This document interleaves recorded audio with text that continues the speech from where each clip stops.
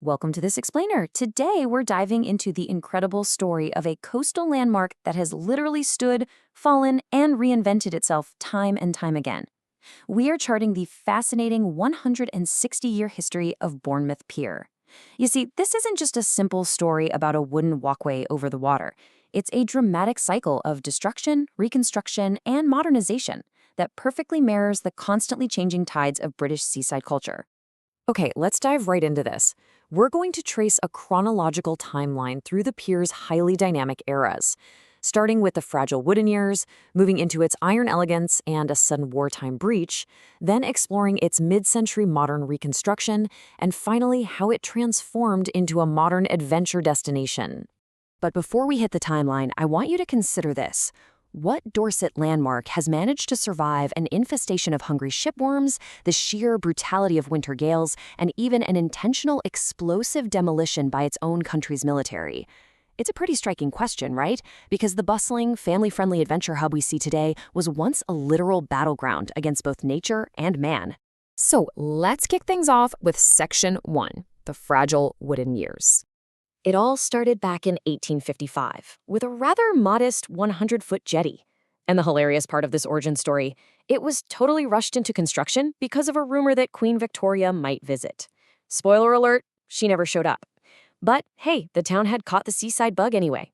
By 1861, a much more ambitious 1,000-foot wooden pier designed by George Rennie opened with all the fanfare you'd expect.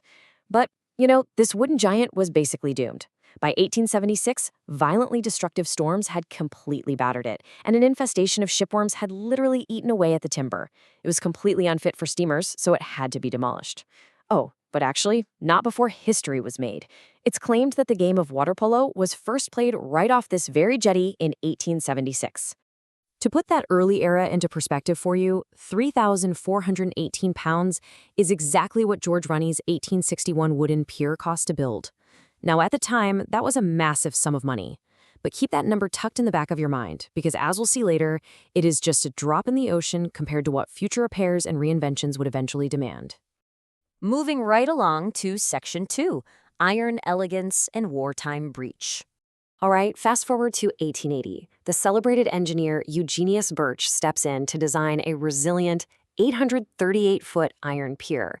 This really ushered in a true golden age for Bournemouth Pier.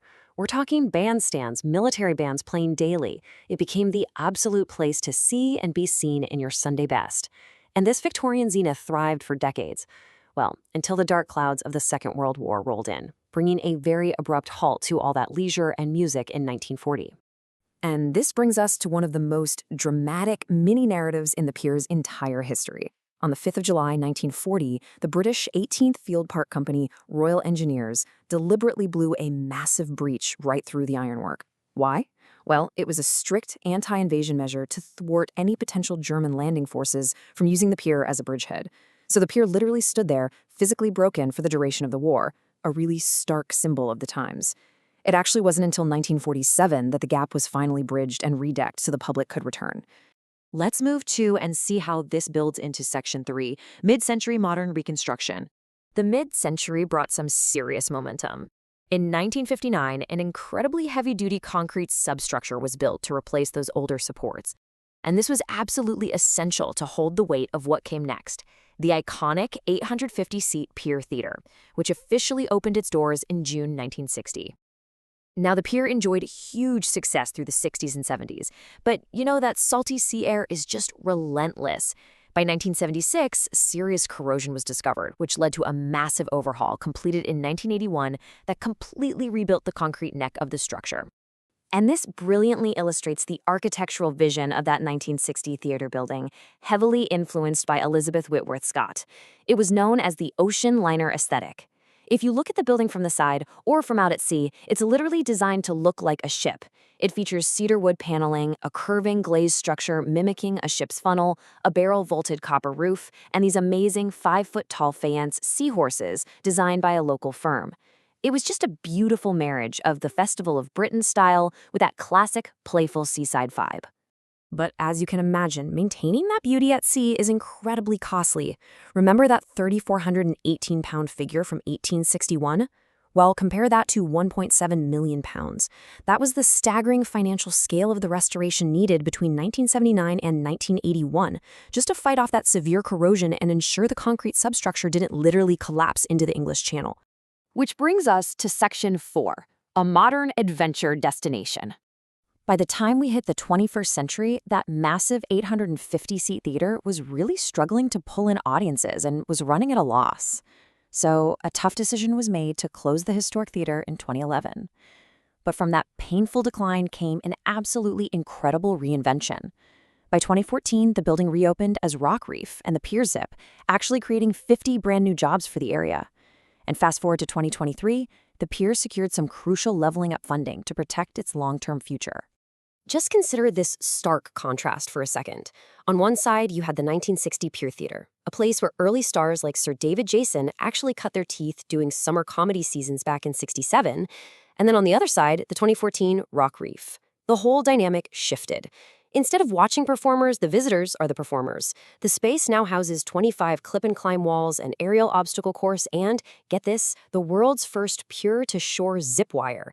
Thrill seekers literally race 250 meters out over the top of the waves right onto the beach. It's wild. Now, what's really interesting about this slide is the sheer variety of what sustains the pier today. It's not just climbing and ziplining. Inside that beautiful domed building at the end is the Key West Coastal Restaurant, offering these stunning panoramic sea views. In the winter, they line the pier with over 100 Christmas trees for a massive winter wonderland. And perhaps most exciting for visitors, as of some recent updates, the pier has completely suspended its entry toll. That's right, free entry all the way until 2029. It's just an incredibly vibrant, multi-use space designed to draw people in all year round. So the crucial point is that a vital lifeline for the pier's future arrived in late 2023 with a massive £9.6 million levelling up allocation.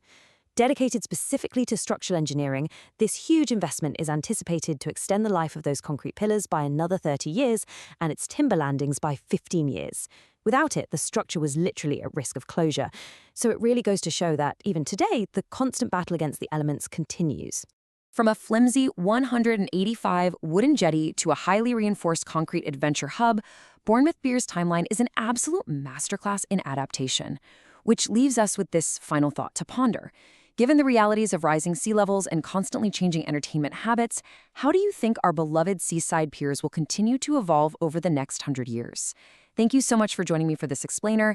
I really hope you found this 160-year journey as fascinating as I did.